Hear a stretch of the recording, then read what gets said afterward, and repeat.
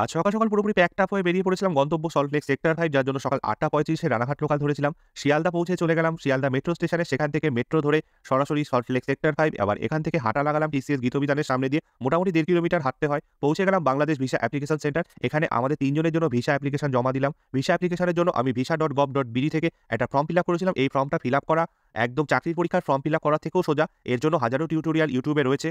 এর সাথে কয়েকটা ডকুমেন্টস লাগে যেমন সাদা ব্যাকগ্রাউন্ডের 2 কপি ছবি লাগবে, কালার পাসপোর্ট ছবি।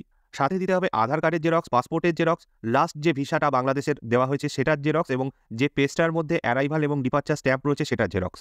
আর অবশ্যই সাথে ভ্যাকসিনেশনের সার্টিফিকেট যেটা তার জেরক্স। আর ভিসা প্রসেসিং ফি ৳825 মোটামুটি 15 থেকে 20 দিন সময় লাগে। এর মধ্যে মেসেজ চলে আসবে।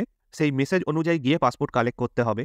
আর তোমরা যদি ফর্মটা ফিল আপ না করে আনো এখান থেকেও করতে পারো কিন্তু তার জন্য পার ফর্ম পিছু ৳300 করে দিতে হবে। আমাদের 3 জনের ক্ষেত্রে 3 তিরিক্ষে ৳900 অনেকটাই বেশি তাই আমি অনলাইনে ফর্ম ফিল আপ করে নিয়ে গিয়েছিলাম।